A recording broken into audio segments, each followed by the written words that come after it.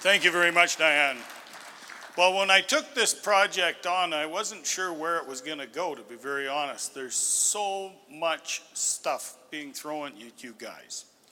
And trying to size up what's going on in that sector is very difficult. I mean, I believe agriculture is the most important technology of all. As Dr. Beck indicated this morning, we're the only people who look at taking carbon dioxide, nutrients, and sunshine and producing something. And we're sustainable as long as we behave the way Mr. Beck is laying things out. And that's really one of the biggest industries we have. We support $5 trillion worth of global markets. This business that you're in, you should be very, very proud of it and all the steps that it's making, because times are changing and we know that there's a lot of stuff being thrown at you. We've been a little bit slow to change in some respects, and this one I think is largely due to the fact that we've got so few players left in many of our sectors. The input sector has seen that group of people just constantly shrinking, merging, and going on, chasing short-term ROI, and also trying to reduce fixed costs in that category, and keeping up with the regulations that are going on around the rest of the world between countries and so on. So it's become very difficult to be a big disruptor in that sector. And that's also driven us to the input delivery system. We're just now, in the last 5 years, seeing some changes occurring in technology where you're going to be buying probably many of your inputs online. You'll be looking at taking delivery in a different fashion, but it's still very difficult. It's not something that's been able to come along very well. And production, when we've brought all this tech together, it's been really difficult to measure what it did for you. And I hear that again and again and again. I go to places and people ask me, so should I be doing this or should I be doing that? And what's going to be the impact on my farm? And in most cases, it's been a trial and error process, even with some people working with a technology that's gone on for as long as 15 years. They've got a lot of data, but they still haven't been able to satisfy themselves that it really did what they said it was going to do. Storage and delivery, that's a real hurdle for a lot of the technologies you've got at you right now. We heard about blockchain yesterday. Well, unless you have a storage and delivery system that you deliver to that works with IP, what's the reward? And if you're only going to track it from your farm to a delivery point, and then it's gone and commingled, then where is the value? So these are some of the things that I want you to think about. Processors, on the other hand, there's some really unique positions with our local processors, and probably many of you in this room have participated in the Nexera contract, which is one of the few IP products that travels all the way through the system to a processor or even to an end user, but primarily to a processor, and made into products that you can get a premium out of. And the bottom line for me is that this has to perform for you, the producer. And that's where the buck stops. There's lots of things to look at, and the consumer, I think we heard a lot about that yesterday, and they want to feed back down this arrangement, but it will work. And so the supply and demand side aren't exactly in sync with each other in providing benefits for what each other wants. And I think some of that's going to change. So what I think most of you should do is that when you're looking at what technologies you want to adopt, you want to set some goals as to what you want them to do. That's going to be the major features. What are you on your farm? Because everybody's got a different set of problems. If you travel north to south in this province or east-west, you've all got different issues on your farm, and you're going to be wanting different results and different information. So target it rather than, and what Diane was saying is that there's collecting data for the sole purpose of collecting it and not using it is useless. So you need to be focused on what you're doing. And you've got dozens of decisions. And so I wanted to go through some of the decisions that are necessary and try and rank them in order as to which ones have the biggest bang for their buck. And in my mind, and some of the future ones that may not be in Canada yet, but are very close. So I want to talk a little bit about enterprise analysis, and that's been my baby for 30 years. Varietal selection, fertility, and crop protectants and imagery. I'd like to touch on those. So there's a bit of a decision tree here. And so you have some assumptions. You can't change the weather, the growing season, wherever you live. Soil and terrain will play into it, as we heard from on the hemp side as well. And nutrients per bushel as to what you're going to need to grow it. That crop and crop variety decision can make $200 an acre difference on your farm. And that's some numbers that have come out of my own people that I'm working with. And I see that regularly. Now, you need to follow a rotation of some sort and the rest of it, but right now you've got as large a difference between varieties as you do between crops. As the changes in genetics and everything have come along, it's been very promising. And I think it's going to be so important that you do that, that you take a really hard look first, as am I growing the right crop? And of course, there's a lot of things go into that. Next, the fertility side, always. The fertility side is extraordinarily important. I know that, I understand it. Whether you're variable rating or not, we'll talk about that. Next is the biologicals. And I'm going to spend a little more time on that. I think this area is one that's still a bit of a frontier. We've seen a lot of things come and go on the biologicals, and they didn't need to have the testing that they've had for other property, other components in many cases, and therefore have raised a lot of questions. And protectants. Well, the protectants are always developing and will continue to do that. So on these, your options to think about is variable rate on the fertility. How many in here are variable rating? Put your hands up. Okay, very minority, yes, and that doesn't surprise me. It's been one of those ones that's been incredibly difficult to measure what the impact was. And I'm hear that over and over and over again, that the differences weren't that big. On the protectants, anybody variable rating fungicide or anything yet? That's going to be your next step, is going to variable rate on some of these types of products. So the decision tree almost puts those things into that order, that your big one is on your crop analysis. Well, first off is markets, markets, markets. You need to grow something the market wants. If you're growing that product, then you've got yourself in a good position to move forward, and it'll make marketing a lot easier, and it'll make putting that dollar profitability in place and locking it in. Rotation, lots of carryover chemicals, want to be looking for that. Crop insurance, you've got both private insurance now and government insurance.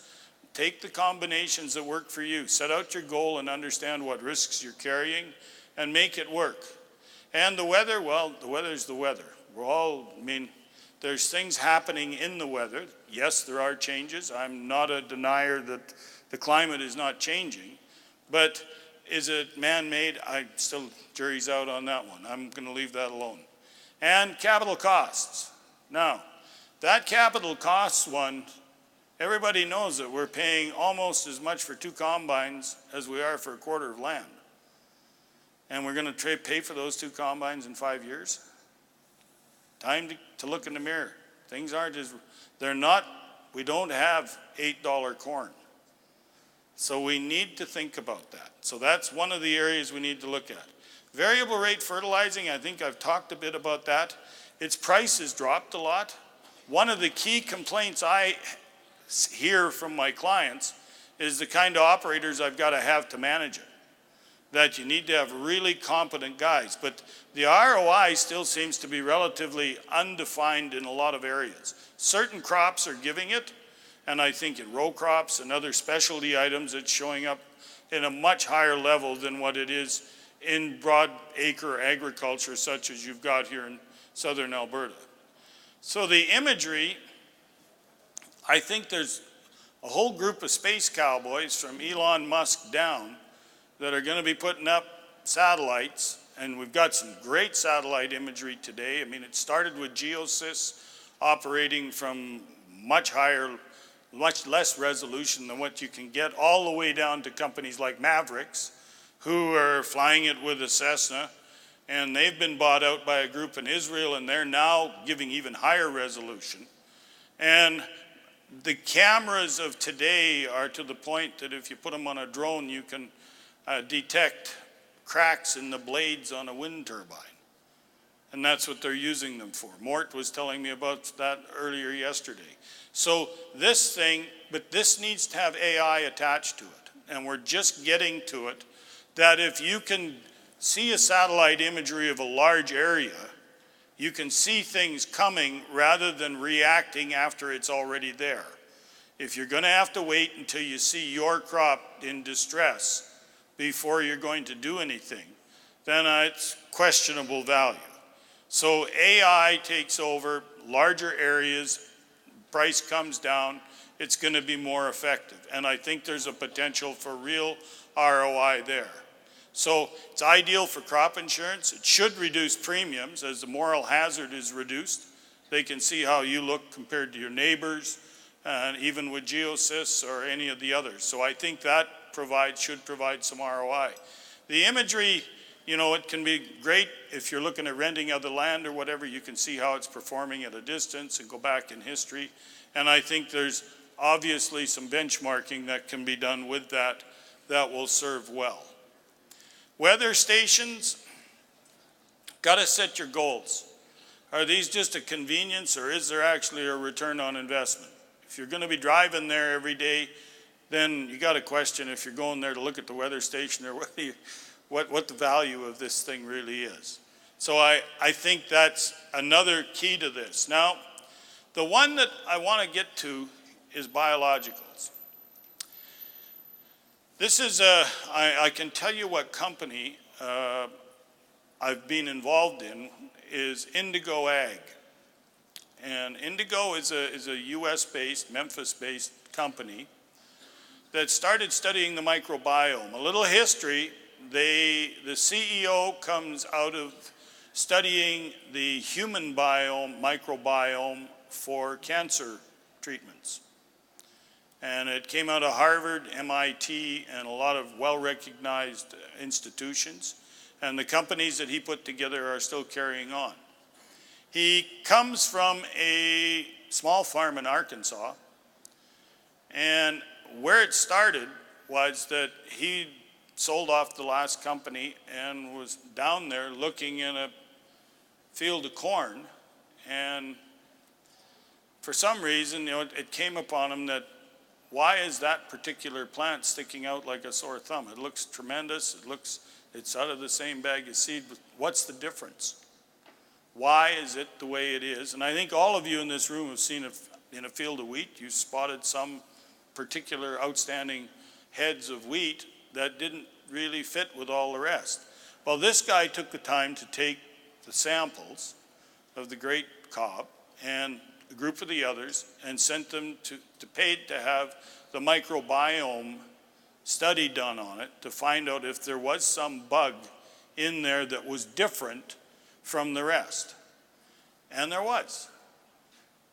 And that tweaked his imagination that they have now spent 7 years studying this in a group of products.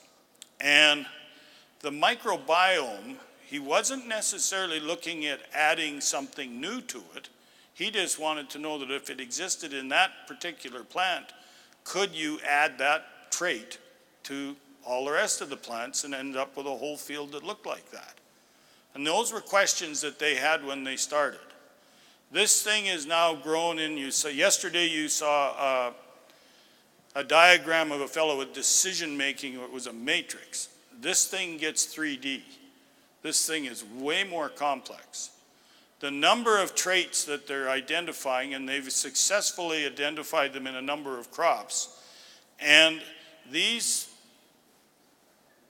traits are showing up in many, many different ways that I don't think people imagined it. So from my perspective, I like to look at where people are putting their money. I mean, if the money is, if they believe in these biologicals and the proof is coming out correctly, then I look at the ag biotech markets experience record investment in demand and growth. And if you look at this, the seed is the green one. The next one is early stage VC offerings, and the final is what's coming through.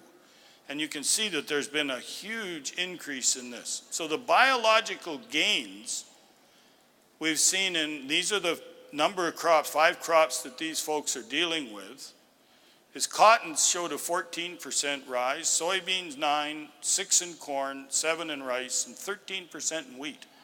Last year in Oklahoma in the drought, they were 13 to 15% higher yield under really super drought conditions.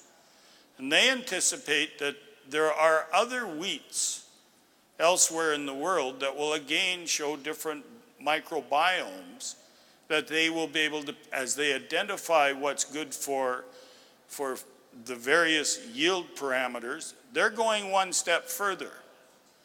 They have said, okay, if that's the case, what about going to a miller and find out what particular amino acid or what traits does he like and what makes the best products for him?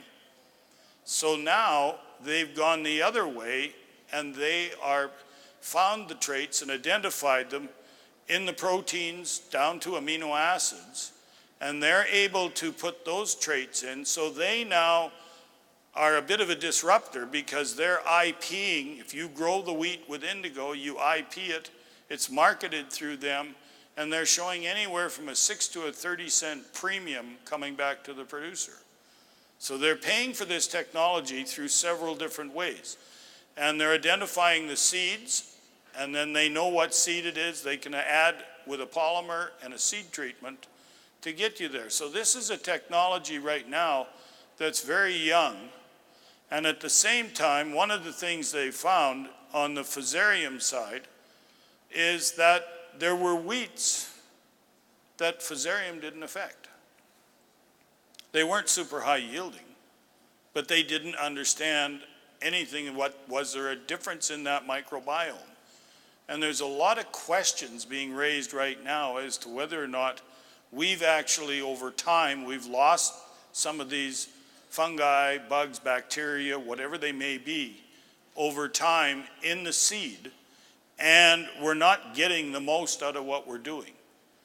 So this is something that's very new. They went commercial with it 2 years ago.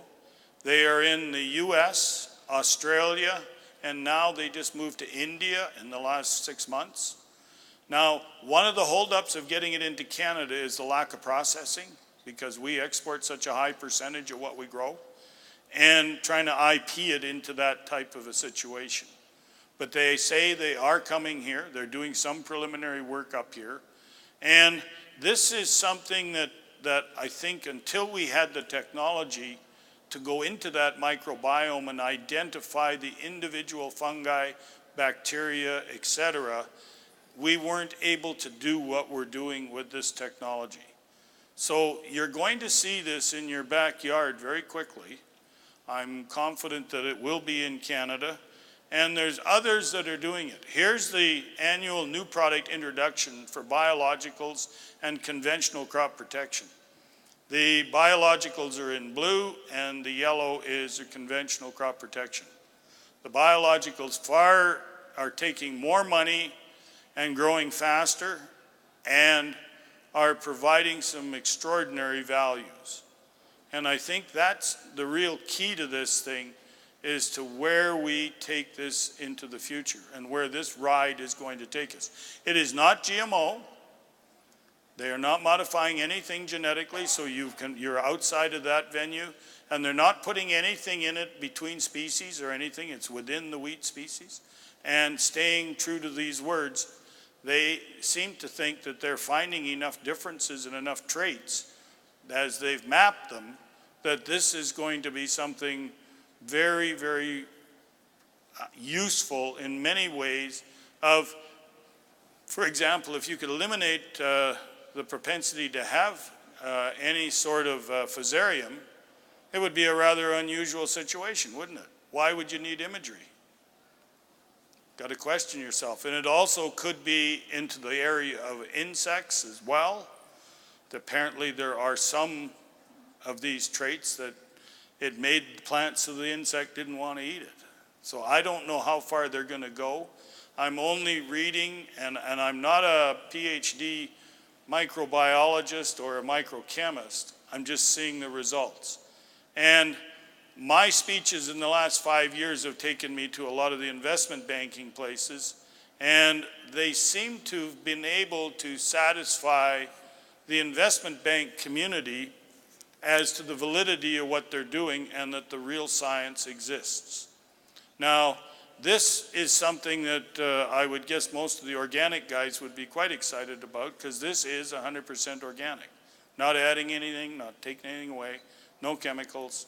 It's all done naturally. So it's accumulating the good parts of all the organics and all of the what was in wheat, and they are amazed at some traits that existed many, many years ago that are not here today. So it's something that's coming to light very quickly. You can see that Indigo Ag is, they've actually raised $650 million so far. And as of yesterday, their market evaluation is $1.7 billion. So these guys are not necessarily attracting, this is a very solid company, and they've not done it with a lot of hype. How many in here had heard of Indigo Ag before I came in? Oh, great. And they aren't doing it with massive hype. It's very low key, and I know the CEO, and I have a great deal of time for him, and their results have been good. So the other ones that are listed on here, Ginkgo Bioworks is another, but they're genetically engineering, so they're going to run into the same hurdles of GMO that we are now, and I'm, that's, the GMO hurdles are as much an opinion as they are science. And Midwest BioAg is in here as well, but everybody else is relatively small compared to what Indigo has done in 5 years. So there's something here that's much bigger, and the investment community has a lot of confidence in it, and that may be good or bad, but they see it as something that's real and I think has a lot of potential. So the other area is autonomous units. This tech for row crop people is well underway, and the ROIs are immense. These little weeding robots that use very little herbicide just spray what's and it identifies them. Blue River also has a technology that's using cameras and everything else, and it just sprays the weeds individually. I think there's a lot of potential there. Seedmaster, our own Canadian guys with their DOT experiment are, I think, well ahead. I mean, you got to rethink your whole idea of having an autonomous drill, but autonomous tractors are on their way, and I think technology is here to stay. I mean, and the biggest complaint I hear from all of you guys is, I can't get help. And if you could get things that worked without, you may need a whole new group of help to keep these things running, but they could just be the beginning of another industry with jobs going in that direction. But I think there are some opportunities. This is the Fendt idea, is to make super small robots, and you'll have a fleet of seeding machines instead of one. And they are low compaction, they won't get stuck the same way. And that's their idea for where we're headed and accumulating all of this data at the same time. So I know we're a bit pressed for time, and my summary of the top ROI ones, spend the time at meetings like this and others and with your seed people to understand the varieties that work in your area And be prepared to take a look at the biologicals. I think there are a whole new realm of things that are coming out.